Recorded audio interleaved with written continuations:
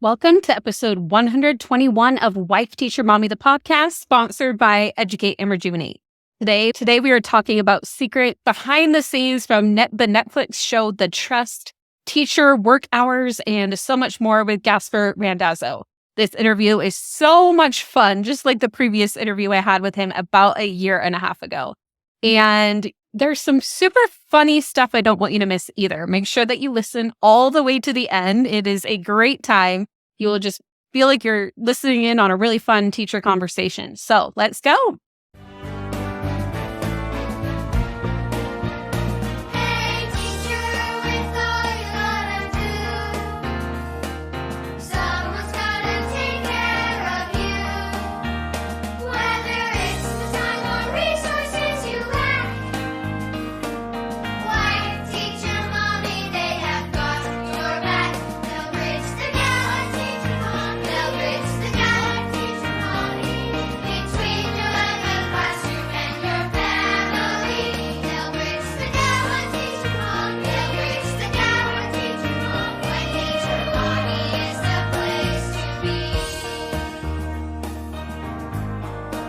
Welcome to Wife Teacher Mommy, the podcast. I'm Kelsey Sorensen, a former elementary teacher and current homeschool mom. And even though I've been a resource creator since 2014, I've realized that printables alone aren't all you need in order to thrive as a teacher or homeschool parent. That's why I also created this show and got certified as a life coach to help you finally kick burnout to the curb and feel confident with whatever challenges come your way. With the right mindset strategies and new teaching inspiration, you're going to be well on your way to your best teacher life. Now let's go.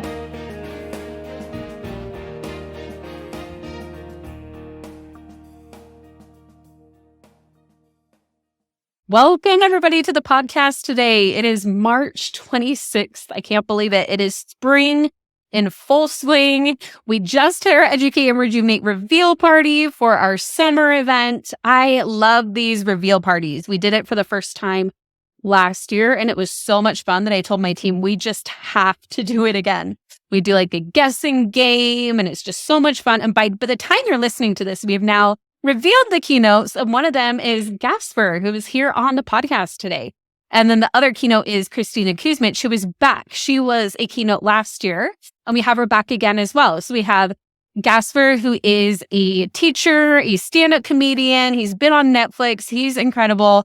We have Kristina, who is a mom, and she just speaks to everybody and just has this huge heart, and she is awesome. I love to make sure we have some balance in our keynotes, making sure we have like both a teacher background and a mom background, because we do have our teacher track. We have our homeschool track as well.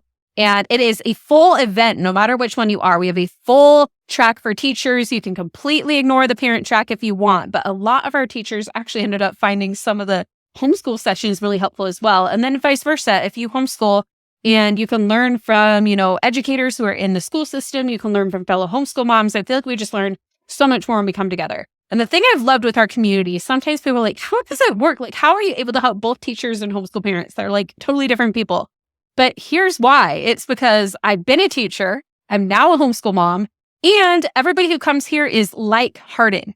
We are all here because we want to better ourselves. We want to better education for children, whether they're in a classroom or at our kitchen table. So it just works. Like, trust me, whenever we come together, it is wonderful. So I'm so excited for this event. And the sooner you grab your ticket, the better pricing you'll get too. So don't delay. We're doing it a little bit differently this year. We had our early bird reveal, and it's going up each week until it hits the full price of $19.99 for a ticket, which is still a steal of a deal compared to most other events. We try to make it very accessible. But if you grab your ticket earlier on in the promotional period, you'll get an even better price. So go to educateandrejuvenate.com to learn more about this summer's event, to see the full speaker lineup. We've got so many incredible speakers. You'll be able to click on each one's picture and see what they're presenting about and learn more.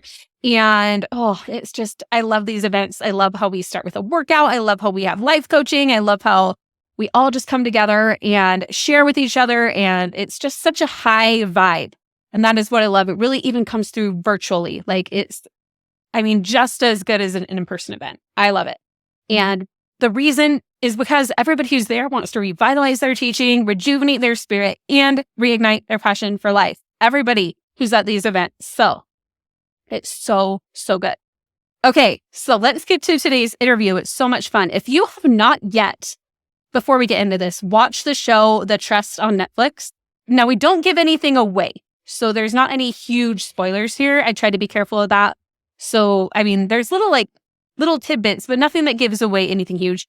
But I really recommend watching it. You'll hear more about why as you listen. Like, you don't have to turn this off and watch it first, but I would definitely recommend watching the show. Like, it is just a good show, not because Gaspar's in it. It's one I would watch anyways, and I'm not going to say any more about it because I have Gaspare explain the concept of the show in the interview. Before we dive in, I will read his intro quick for you. So Gaspare Randazzo is a New York City high school teacher in his 13th year in the classroom.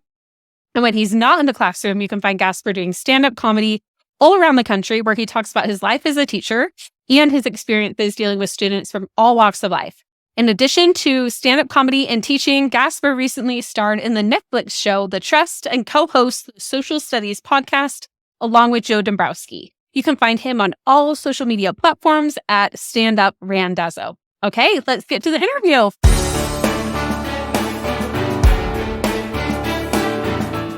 Okay, welcome back to the podcast, Gaspare. So excited to have you again. Be here again. Thank you.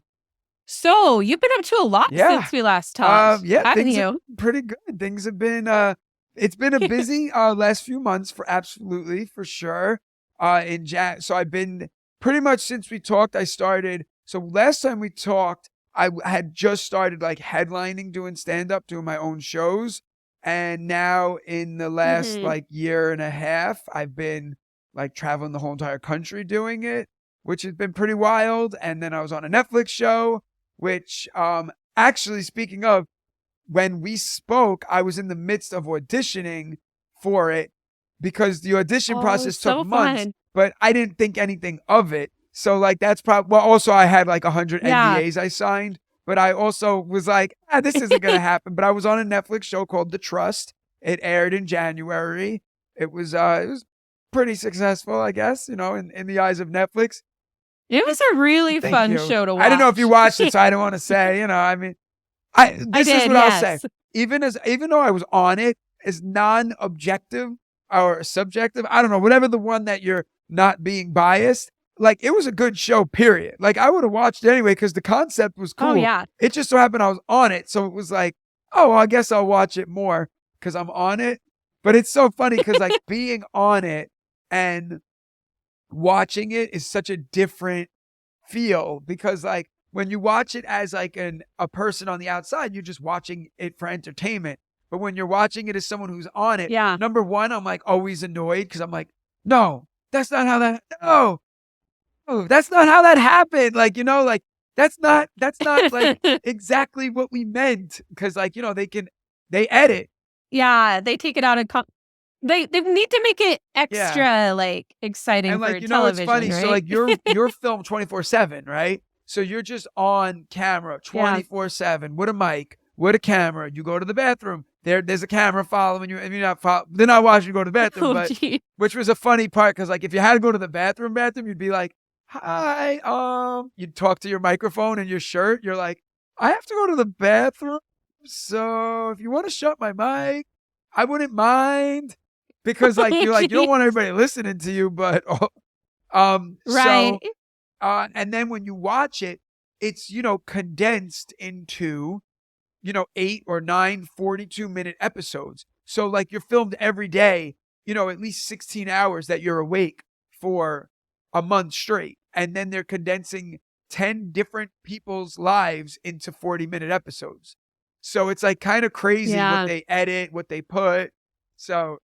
But it's cool. It was definitely fun to watch. Like people are all like, to my wife, to me, they're like, was it weird watching your husband on TV? And she's like, I mean, like you've never met me in person, but like we've spoken. My wife's like, not really. She's like, he's literally the same exact person he was on there that he was in real life. So she's like, for me, she's like, it was just like hanging out with him. Like, I didn't change to be on TV. Like some of the people I felt were like, I'm on TV, so let me be a little more this or a little more that. Yeah. Maybe exaggerate it a little bit. For me, I was like, nah, I'm not changing nothing about myself. Like, this is what I am. I'm just going to go on the show, be myself. This is why they brought me on the show. Like, they reached out to me, so why am I going to act different than I am? That was kind of my mentality. Also, I don't know how to be anybody else except myself, so I just had to be me. You were awesome. And I actually agree with you on it just being such a cool concept of a show, too. Like, I hadn't really seen anything just like that before. Obviously it was like pretty cool. Can you explain the concept of the show for those who are like, wait, what is this so, well, the show name of the that we're show was talking called about The here? Trust. So what they did was it's 11 people. So just a side note, just for you, Kels, like, well, everybody now, we were told nothing about the show going in. I knew nothing, literally nothing. I was told, hey, you're going to compete for money. I said, is there physical challenges? Like, should I start working out? They were like, we leave in 3 weeks. I was like, oh, okay. I was like, so I guess it's too late for that. They were like, it's going to be mental games and you are going to compete for money. Then you're blindfolded. You're in a hotel for a week before you even step foot in the house. You were in a hotel for a week and they keep you in a hotel room for 23 hours a day. You go out 1 hour a day with someone called a handler and they walk you around the hotel and like, it's weird. And like, you're just together. You like sit, you have dinner with them. They're like, hey, if you want to go in the pool, you can. We were in the Dominican Republic. I was like, I'm by myself. Like, I'm not going in a pool while you watch me for 1 hour. And then they bring you back to your hotel room. And it's like psychological torture. Like, cause they want you to, when you get released into the house, they want you to be like pent up. Like, I just spent a whole week by myself, not talking, not doing anything. And then, when you're in the house, then when we got to the house, the host was Brooke Baldwin. I don't know if you know her. She was a CNN anchor for a long time. So she comes out to this like cliff and she's like, hey, everybody, congratulations. You're all winners. And like, that's the first time we're hearing anything about the show. And we're like, wait, what? And then basically the concept of the show is there's a trust, a bank vault. There's $250,000 in the vault. Everybody's a winner. And every night there's going to be an elimination ceremony. You don't ever have to vote. So every night there's a vote ceremony, but nobody has to vote. So it's not like, okay, Kelsey and Gaspare, your two are up for voting and everyone vote for one of them. It doesn't work like that. Everybody is given the option in private if they want to vote or not. If you vote, you can kick somebody off with just one vote. So if I decide not to vote, if Kelsey decides not to vote, if Joe decides not to vote, but then one person's like, I'm going to vote for Kelsey. Kelsey's off just from that one vote. So you have to kind of trust that these people are not going to vote for you because the fear that sneaks into your brain is, okay, I'm not going to vote, but wait, what if Kelsey votes? And if Kelsey throws one rogue vote at me, then I'm going home. So now you go down, but in concept, you're all like hanging out and people are like, all the comments were like, everybody wanted to save each other. Everybody wanted to make it to the end and share the money. Like, you don't even know each other. Yes, that's true. We didn't know each other, but you also spend 24/7 with each other for 3-4 days. So my best friend, I've seen him, let's see, in the last year between children, work, life, I've seen him maybe 9 hours total in the last year because he lives, 20 miles away from me. So that's like, I don't see him. So I saw these people for 16 hours the first day, then 16 hours the second day. So by the time we finally started voting, I've already hung out with them for a whole week. In 3 days, I've hung out with them for 40 hours. That's a lot of time. So now you develop connections, you develop relationships with these people. So you don't want to just be like, screw you, I'm sending you home.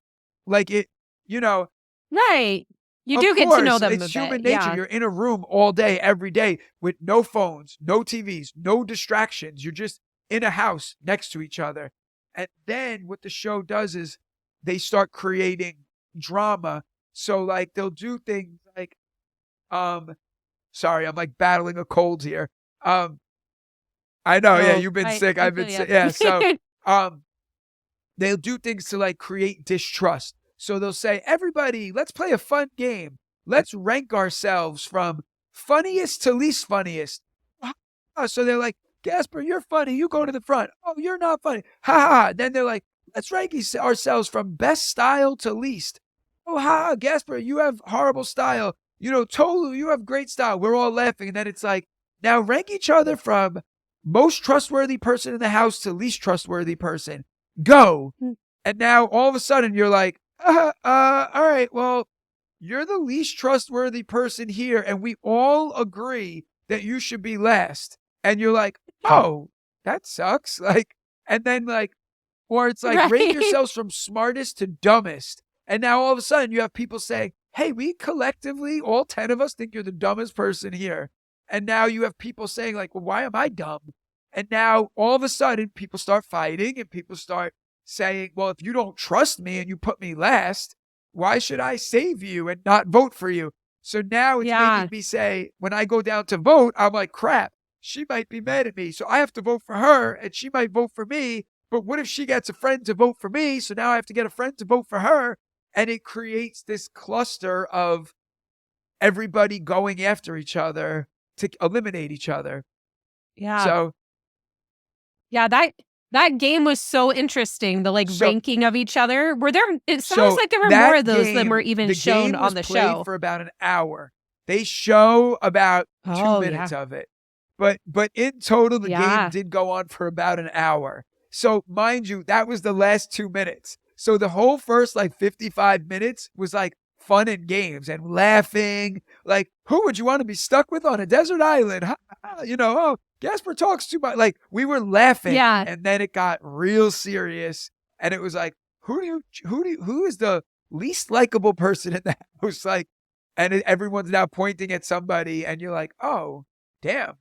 Like, I'm least likable? I thought I was nice, Not me, but thankfully, you watched the show. Thankfully, things went all right for me, I must say. So, So I'm forgetting his name now. The one Jake? who, because there was the one Jake, yes. So your reaction. So in the show, it showed him always putting himself at the beginning of the that line. was for everything, every day, and then for every event. Did he do it for all the other ones too? So he didn't just save himself to the end. Oh man. So yeah. So funny. Well, and then that ended up kind of coming to get him though. Well, so if you watch the show. Another part I left out about the show is then what would happen is you would then be brought into a vault. So different people would be selected based on different events. You would get brought into a vault and then they would say, okay, there's $250,000 in the vault. Selfishly right now, you can take $25,000 for yourself, but there'll be a negative consequence for the group.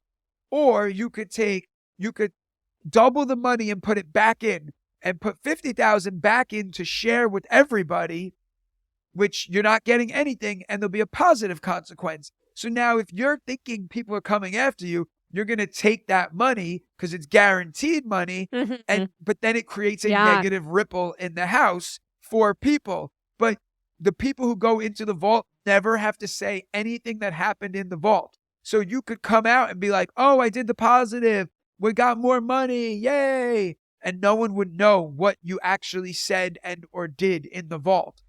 So that was another thing. People would go in the vault and then they'd be like, hey, I put the money back in. Then the next person will go in. I put the money back in. Then the next person, then the host will come out and be like, hey guys, there's $150,000 in the vault. And we're like, wait, we started with 250.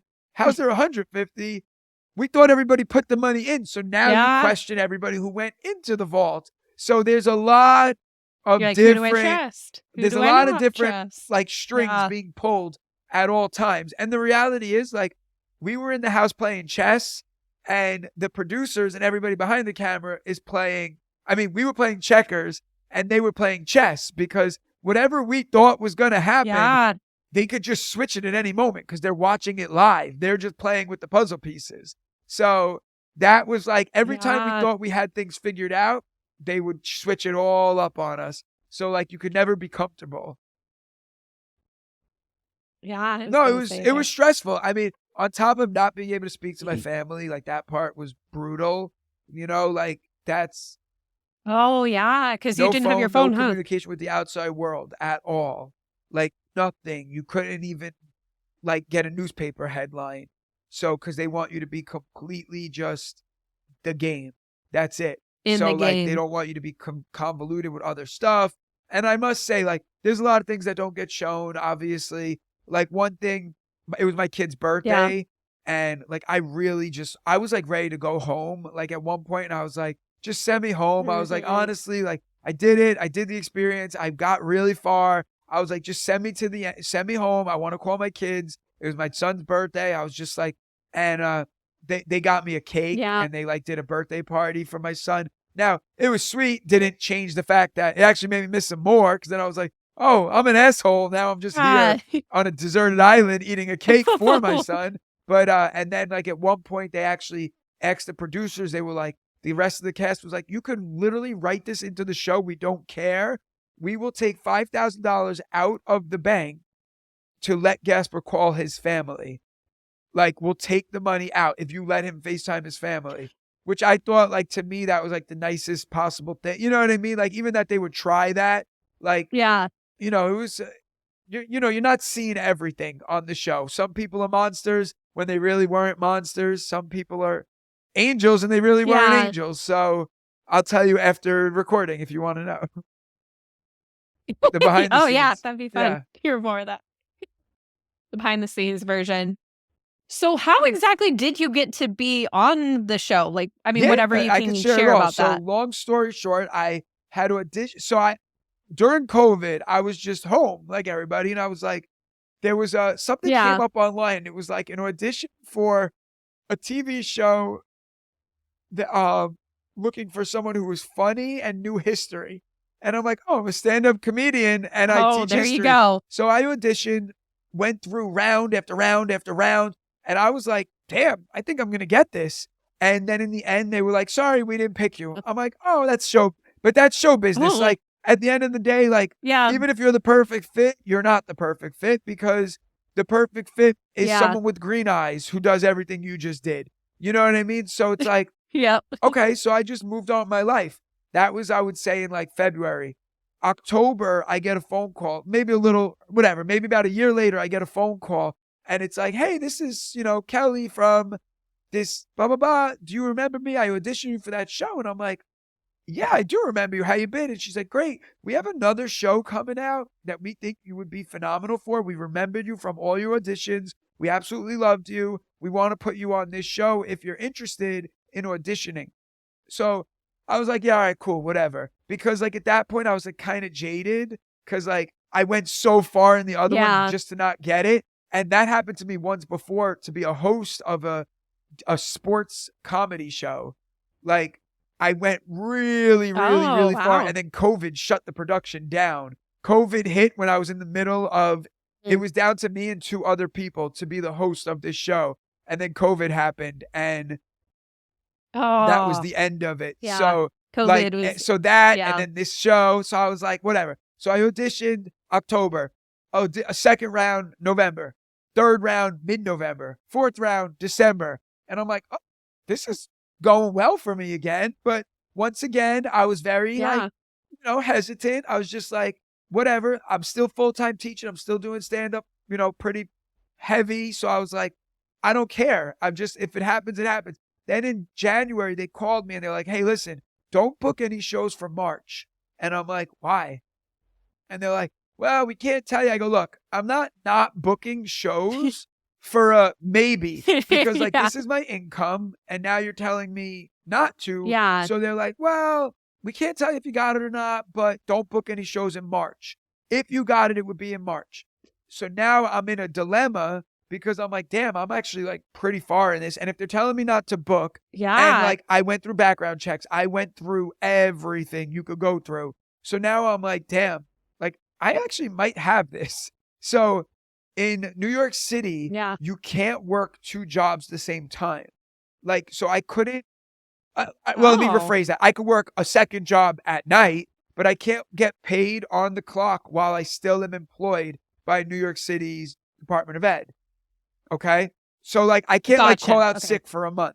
I can't take a leave and work another job. I can take a leave and take care of my children. I can take a leave and do something like without getting paid, but you can't get paid. And this isn't like I could have just like called out sick and went and filmed a TV show that's going to be on Netflix. Right. So now I'm like, damn, like, what am I going to do? So now what I decided to do was you have to give a 30-day notice if you want to resign. Now, you could, once you give that 30 days, you could withdraw it at any time. You don't have to go through with it, right? So just so we're following, right? So you put in the paperwork, but you can pull it at any time. So in the beginning of February, I put in the paperwork. And I said to my school, I go, I don't know if I got it. I don't know what's going to happen, but I want to at least do it the right way. So I put in my 30 days and I was like, I'm going to be honest with you guys, like, I don't think I got it. There's literally thousands and thousands of people audition for this. You know what I mean? I was like, there's really no chance it's going to be me. So I put in my resignation papers. I go live my life. I'm emailing them. I'm like, any news? Like, I need to know. So now in New York City, after you resign, you have 5 years to come back. So you have 5 years to come back. There's no guarantee that you'll get your position back, but you could come back into the system within 5 years. Okay? So I put it, so now it's like February 20th. And I'm like, all right, clearly I didn't get it. And then it's like February 21st, 22nd, 23rd, February 24th, they email me and they're like, hey, we would love to chat with you tomorrow on Zoom. Can you please join us for a call? Mind you, I'm in Boston. I live in New York. I'm in Boston doing a show. I'm about to walk off. I just walked off stage. I'm about to go do the meet and greet. And I get this email and I'm like, what the hell? So I write back to them and I said, I will meet with you, but if you're not telling me that I got this show, this is the most messed up thing in the whole entire world.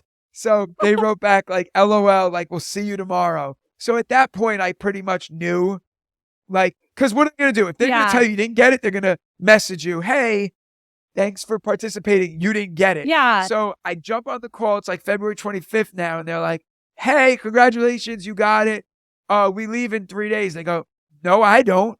They're like, yeah, like we're leaving Sunday. It was like Thursday. I'm like, no, I'll leave Tuesday. Like I have to go to work Monday. They're like, why? I'm like, because I have to go in. I have to tell them that my resignation's real. I have to switch my insurance to my wife. Like there's a lot of like, I'm not an influencer. I'm like, you know what I mean? Like a lot of the people on the show were influencers. That was their job. So like being like, cool, peace out world. Like that doesn't work for me. Like I was like, I need to get a plan in place for my children. I need to, figure out life for the next month that I'm not going to be home. Yeah. So I was like, I need a few days. And they were like, all right. I mean, in the end, like it just cut into my hotel time. Like some people were there for a week. I was there for 4 days. You know what I mean? Like it's not killer, but I was like, I have responsibilities. Like I can't, you guys waited till the end. And they're like, we're Netflix. Like we are like, no, but like not in a cocky way, but they were just like, we are the end. Yeah. Like we tell people and people jump. Like I can't operate like that. I have a real life. How did it feel to like take that leap of faith to just be like, okay, yeah, this resignation is real. I don't know if my exact position I didn't even know if I would get rehired when I to get be back. honest. Like I knew, like I know enough people, and like I have a lot of friends that I could have figured it out, and I had like other plans in place that like if in the event, and also like a big part of it was like I'll just come home and do stand up full time. Like I didn't really like stand up. Knock on wood has been really, really good for me. So it's like I was like, I'll just come back and do that. But I don't want to pass up teaching job. I actually like teaching. Like teaching keeps me grounded with, like grounded literally like I'm punished from my wife. Because teaching keeps me home all week. You know what I mean? Which therefore I could be home with my kids all week. Yeah. I could do everything, but I mean, it does hold me back because I do get offers for shows. Hey, we'll give you a, Thursday, Friday, Saturday. Thursday, Friday, Saturday means I'm flying out Wednesday night or I'm flying out Thursday morning. Yeah. So I have to pass a lot of that up, which is a lot of money left on the table. But the financial stability of, knowing I have a guaranteed paycheck is pretty nice too. So like, although in the short term, it's kind of like you're like diversified. in the short term, I could probably make more doing stand up, but like in a long term, I have 2 kids and a mortgage and 2 cars. the steady paycheck every Yeah. 2 weeks is very nice and, less stressful. Yes. Yeah. So, yeah. Yeah, for So, sure. but it was a leap of faith but this is what I explained to my principal. I said, if I don't do this and then this show comes out and this show is a hit and I am sitting home watching it, I'm going to curse myself for the rest of my life. You know what I mean? And the show came out and it was a hit. I mean, it was Yeah. number 2 on Netflix for 2 weeks. So like Netflix considered Yeah. it a hit. It was You know really what I mean? So good. I was like, if I don't do this for myself, like and the other thing I looked at it, like when I explained, and like my wife was very supportive of it, but like it was kind of like, this is never probably going to happen again. And if I say no, like it's Yeah. definitely never happening. Like I said yes, so now other doors have opened with things like, just like Yeah. in talks with Netflix stuff. But like, if I said no, they would have been like, who the hell does this, like this guy was offered a show. He said no says no, after he yeah. went through the audition process. Then he said no. Like, that's it. I blew my chance, So Yeah. I kind of, felt like I had to do it.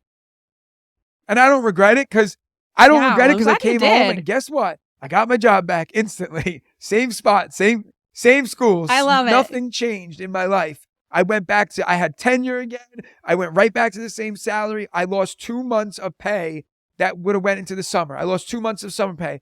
But as you saw on the show, I did just fine financially to make up for the summer pay that I lost.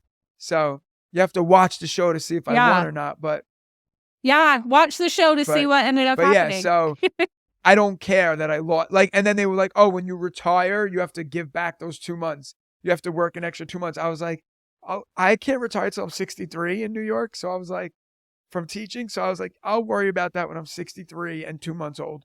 Like, I don't care. Yeah. Right now, Oh, Yeah. that's so funny. Yeah. Yeah. Well, you did Thank awesome you. on the show. It was so fun to watch too, because like as I was watching, it was like, hey, there's Gaspar. Like I know him from like the podcast and the events. I Yeah. mean, just virtually, but but I'm like, he's Well, so cool. And yeah, like you said, you were just like you are and here on the show. That to It was me just was like kinda the fun. best comment, like on Reddit, on Instagram, on everything. It was like, I've been following Gaspar for a while from stand up or from teacher or from the pod. And they're like, this guy is the same in everything that he's ever done. And I'm like, I had people comment, they're like, I went to high school with him. He hasn't changed one bit. I'm like, cool. Like that to me was like the best compliment. Cause like I just was myself and I showed that you could be yourself. And I don't want to ruin anything, but like you could be yourself and still be accepted and well received. Yeah. I guess. I don't know. I don't want to say anything. Yeah. But you get it. So I get it. Yeah. Yeah. I remember seeing one comment. I think it was one you might have shared in your stories. Because right when it was coming out, I was like watching your stories because you were sharing like a it ton was of fun. updates. It was fun when it And came there was out, one like you all shared. that stuff. Sorry, go ahead. There was one you shared because I had watched Jury Duty not too long before. Like we didn't That watch was it right when the- it came out. There's one that was like, I feel like Gaspar's like on jury duty on this show. Like everyone else is acting or Well, something what's like funny? that. So Like, that was my favorite comment. The producers actually sent me that. They're like, this was just on Twitter or whatever. And they were like, we're dying. For those of you who don't know, the show Jury Duty is one guy is not an actor and everybody's an actor. And the guy thinks he's on jury duty and everybody around him is an actor and just crazy stuff keeps happening. And he's like, how could this be it's a real? good show too. That's how I felt on the show because some people were so crazy and I was so nuts. And they even recorded me saying it. I was like, guys, this is nothing. I'm like, I hang out with 150 high school kids all day. Like, this doesn't scare me. Like, people were like, this is the most stressful day of my life. I'm like, my wife died giving birth and had to be revived, okay? Nothing that happens on this tropical island for a game is the most stressful moment of my life. I can assure you that right now. Like, it might be stressful, like my but you've son was done born more. 3 months early. Like you're crying that we called you, the least trustworthy person in the house. I don't feel bad. Like, you know what I mean? Like I was just like, been through worse, heard worse. But like, yeah, I mean, it was to me, I just viewed it as a vacation. I was like, I'm on a vacation, but I did say like, I am going to play to win because I didn't just quit my job to lose. But also, Right. like you said, I just was myself and I had fun with it, and I genuinely had fun. I liked the relationships I made with the people. Not everybody, but you put 11 people together, not everybody's always going to get along. You know what I mean? And that's reality. Right. So, right. Well, it's a bunch of random people this put has together, to be probably the most eclectic cast of people that they could have formed, because, you had a 75-year-old woman from, the Midwest. You had a cowboy. You had a military bro. You had a millionaire. You had the model. You had me. Like, I don't really fit in with any of them. Or I fit in with everybody. That's the thing. Like, everybody made it work, which was cool. Like, it was a really cool social experiment of that. Like, take everybody from diverse backgrounds, different financial statuses, and put everybody in a room and just be like, hey, make it work. And it's cool? Like, the creators said that they ran the simulation like 500 times with, because they have to run, like, they run it a fake version, a test version. They have like a full cast do the show before the show's even done. They have a full cast acted out. Like, so there was like a guy who played me. There was a guy who played the cowboy. There was a guy who played the military, and they said in every scenario they ran, it never finished the way that it finished in all the scenarios. And they said it's just a true show of, like, you don't know how people are going to respond when you put them in situations, Yeah. And then everything, like, one situation triggers another one. Yeah. And like, you can't predict. Like, I'm not spoiling anything, but like, me and the cowboy became very close. They were like, really, in so minimal of our simulations, were you and the cowboy like best friends? And I'm like, well, we just got along. He was awesome, but like New Yorker, they thought I was going to be like loud New Yorker, and he was going to be like howdy ma'am cowboy. But yet we meshed, and we hung out, and we still talk and hang out. So it's like pretty cool. It's cool. Yeah. So did you make like lasting connections with anyone else there that you feel like? I talked to 3 people, I would say. I talked to everybody except for one person. But you'll have to tell me about that after we record. I talked to everybody except for one person, and then I just wrote it in the chat. I talked to everybody except that one person, but I'm still close with like 3 people. Yeah, as close as you can be with, Yeah. So yeah, that's awesome. So what has changed for you since the show came out, like before the show and after the show? Do you feel like much has changed overall? To be honest with you, I thought like life would change. Like, it changed in slight ways. Like, number one, it's hysterical that my students all watched it. So, but like, I teach high school. So like, if my teacher was an extra on The Price is Right, I would have went crazy as a kid. So like, think about from a high school kid's mindset, the guy teaching you about Alexander the Great is on a huge Netflix show that's just like streaming throughout the world. I mean, so that would be insane. That was kind of cool. Like, a lot of the kids were just like, oh, is my teacher on Netflix right now? Like, they would just like pull up the show on their phones. They'd have it downloaded and they'd be watching it and they'd be like, Mr. Randazzo, why'd you do this? Why'd you do that? So like, that made me laugh a lot.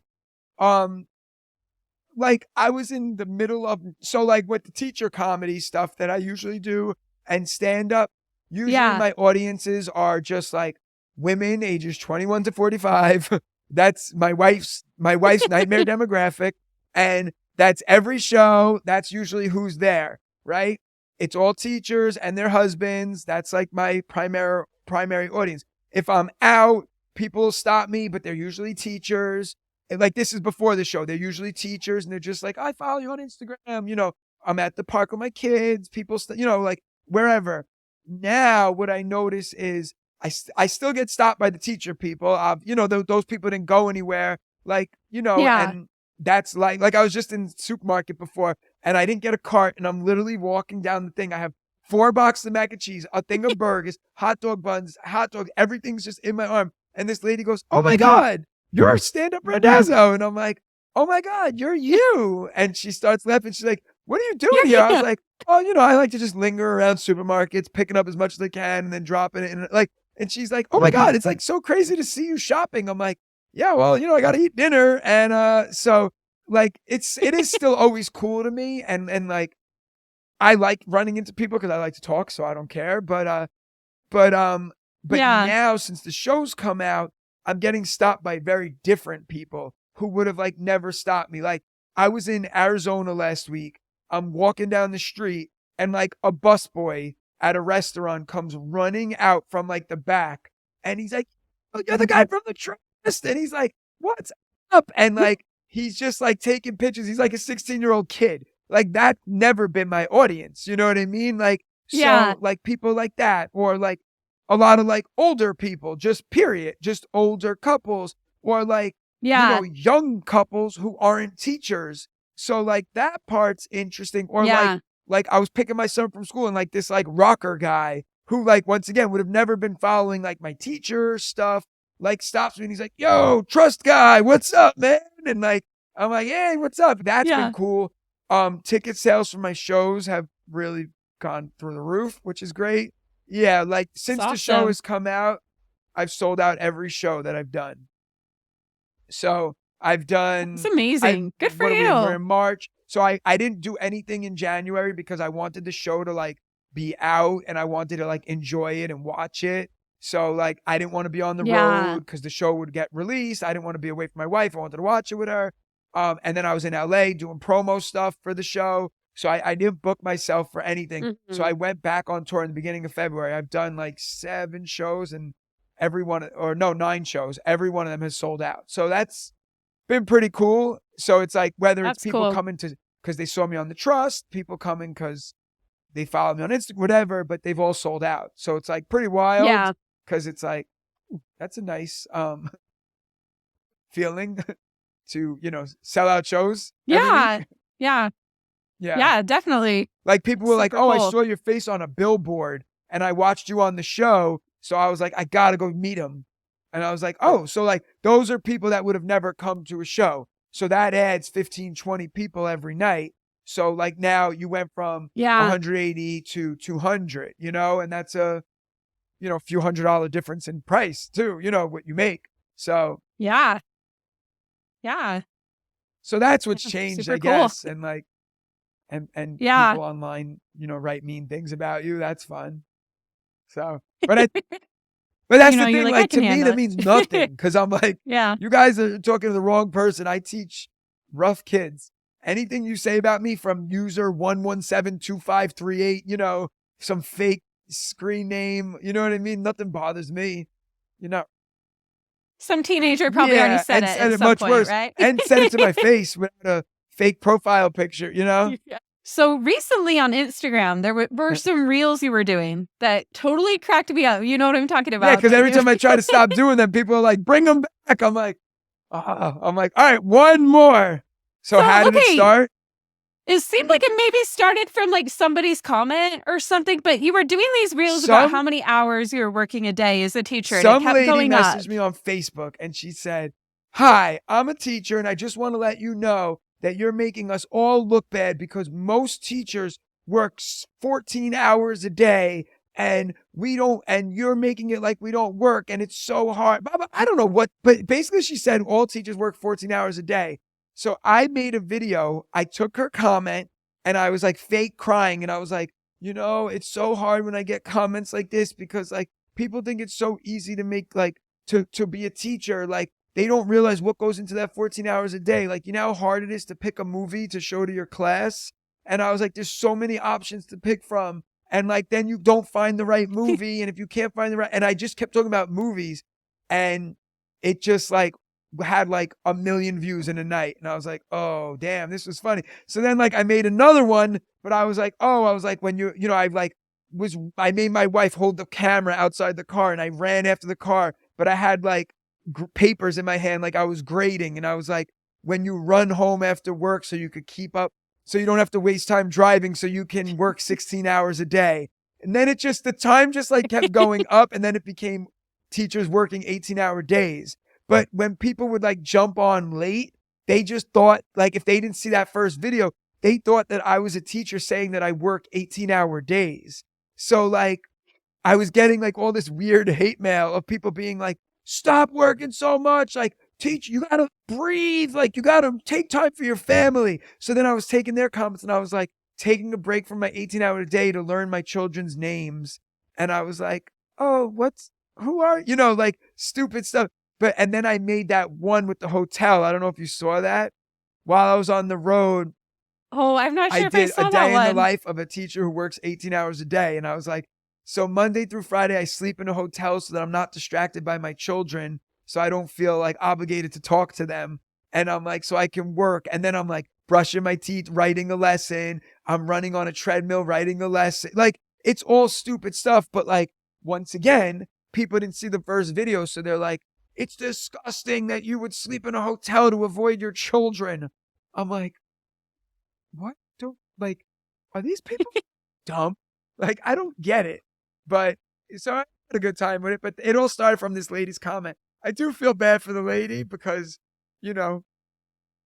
I made like 13 videos about her and they've been seen like.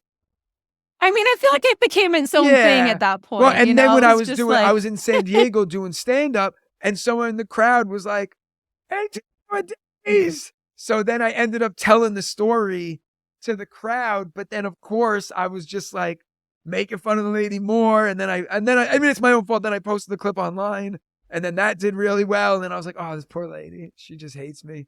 But she's too busy working, so she can't see it.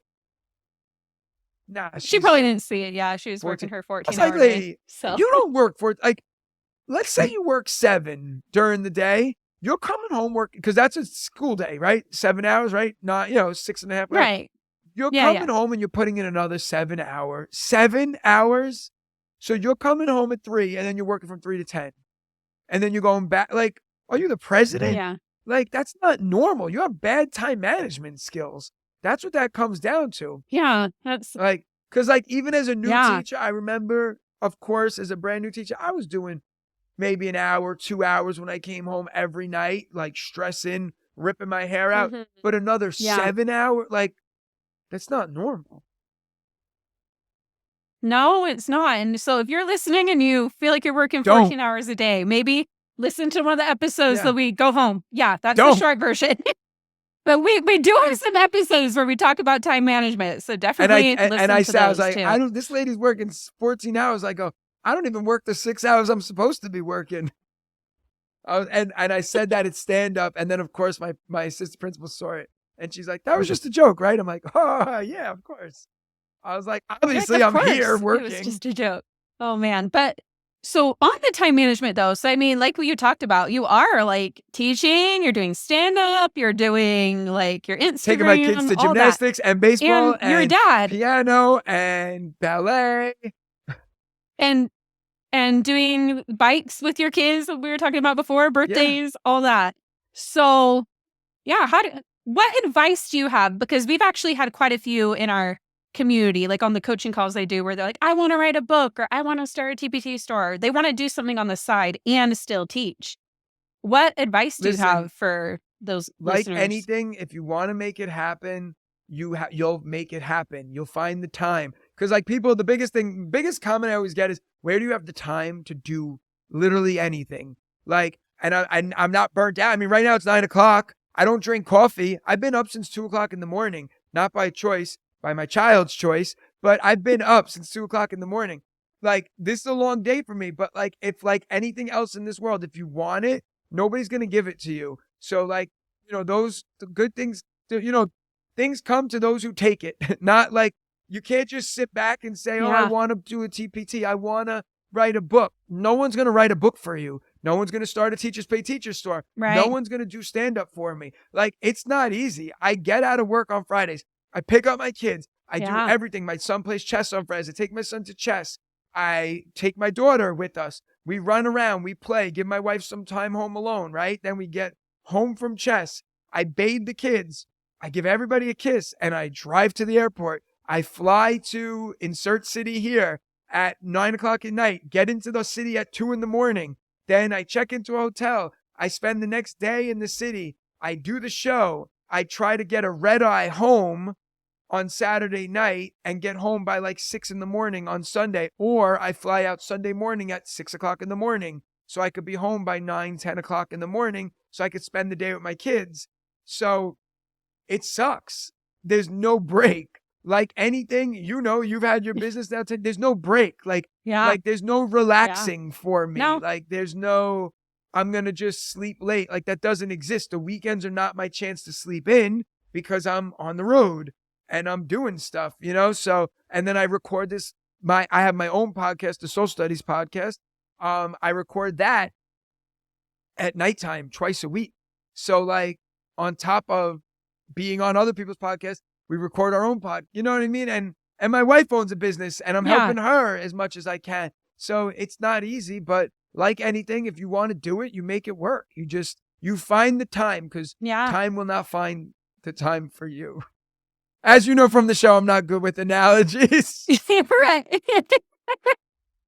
It's perfect. Yeah. And I think like what you said is like, we don't always have like all that time to like sleep in or whatever for like doing all that other stuff. But if you love what you do, which it seems like you do love what you do, then it does fill you up in another way. Teaching sucks, right? I hate teaching, but teaching is I do love teaching. I hate the other stuff of teaching, but I love the actual act of teaching. Right. But teaching's like my side job because like my passion is comedy and making people laugh and having fun entertainment wise. So like that stuff I look forward to on the weekends. So I'm just like during the week, I'm just like at work to pass the time. Then I'm with my kids. I have fun with my kids. Then I go to bed at night. You know what I mean? And then I'm excited for the weekends. Then I go do the shows. I go do all that. That's cool. So yeah. So that's it. You just find something you love and you never work a day in your life. Yes, exactly. I love that. Like, and it's like, sounds cliche, but it's true, because if you love what you do, like, I'm trying to remember where I heard it once, but like, if you love it enough that you would do it, like not getting paid for it, then And that's the thing. Like I didn't get paid for comedy for years. Like, the first few years of your comedy life, you're not making money. Like sometimes you're paying. It's like being an actor. How many actors were in independent films for free before they made any money? Yeah. And that's how it needs to be with a lot of things you start up, like with a business. It's not like, boom, all of a sudden it's coming right in, or like your book, you have to like really work for it. And I say this about everything, anything in life. If you want it, you make the time for it, whether it's relationships, whether it's a job, whether it's your kids, your family, your friends, you make the time. Like I always think back to like when I was younger, and like you're dating somebody, right? And it's like, think about like the beginning phases of dating. Now it's like, all right, go to bed, whatever. But like the beginning phases of dating where you're like, I'll stay up till 4 in the morning just to talk to you on the phone because I want to, you know what I mean? And it's like, and there's like that, you don't care if you're tired the next day because you want to be with that person, so people will make time for the things they want to do. 100%. Yeah. And speaking of your shows, we're so excited to have you at our Educate and Rejuvenate coming up, and you will be talking about how to use humor in their teaching, kind of blending those two things you're good at. So what benefits will they get when they come to your basically keynote? They're just gonna it's it's really about establishing connections with the kids. I think like that's the biggest takeaway. Yeah. I've always taught rough kids, and the reason I teach rough kids is because every year they're like, hey, you're good with these kids. I'm not like from the rough streets. I'm not like, I don't relate really in any way, but what I can do is be nice to people, make them laugh, make them feel welcome, make them feel comfortable. And that's 90% of being a good teacher is classroom management. And like classroom management is my thing. And I don't like, I'm not like they're screaming and yelling at me. I don't do that ever. I don't think I've ever yelled in 13 years of teaching. So no, well, in the beginning, probably for sure, but like not in the last 5 years, 6 years. So like, and it just comes with creating relationships with students. And obviously the way I do it is by using humor, but I think there's so many different ways that you can do it. Using humor is one of them, but it's just coming off as genuine and relatable to the people that makes them the people. the the students that listen, stand-up comedy and teaching are very similar.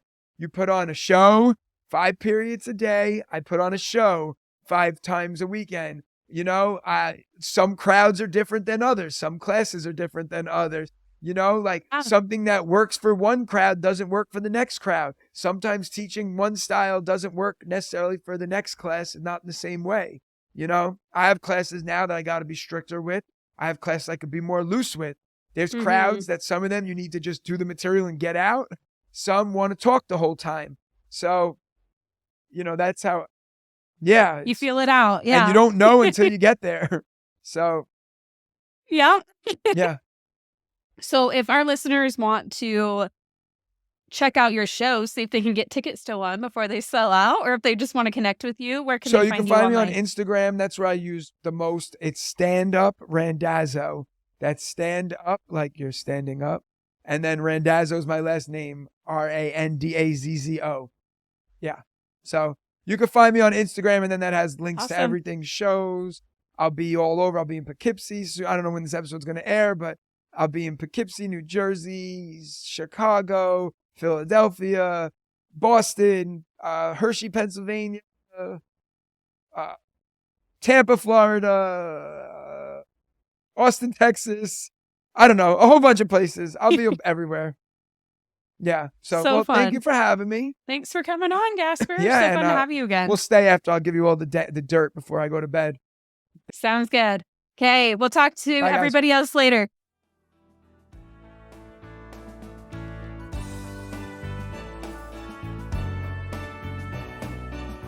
If you enjoyed this podcast, be sure to hit subscribe so you don't miss an episode. And if you're ready to take the next step, I would love for you to purchase a ticket to join me live at Educate and Rejuvenate Summer 2024, the education event of the year happening on July 16th and 17th this year. We have 2 incredible keynote speakers, Gaspare Randazzo, who's a teacher and stand-up comedian who was featured on Netflix on the show The Trust just recently, and Kristina Kuzmic, who is an incredible best-selling author, video creator, influencer, mom, amazing person who was also our keynote last year. She's back. Everybody loved her so much. We have an incredible lineup of additional speakers teaching on topics such as math, language arts, reading, social emotional learning, classroom management, homeschooling, and tackling burnout. This year, we have a super clear teacher track and a parent track for homeschoolers. And your ticket gets you access to whichever track you like, or you can even watch sessions from both if you want to. We will start the day all together with a workout each morning. We'll have panels with the speakers. Plus, you'll get to join me for some live coaching, as well as with some of our other club coaches. It is the best professional development you could ever attend. There are prizes, lives, thousands of like-hearted educators all coming together. And all of this is happening from the comfort of your own home. So go to educateandrejuvenate.com now to learn more about the 2024 event. Or if you're listening to this later, that link will show you what is up next as we'll continue to do events like these. And I hope to see you at the next one.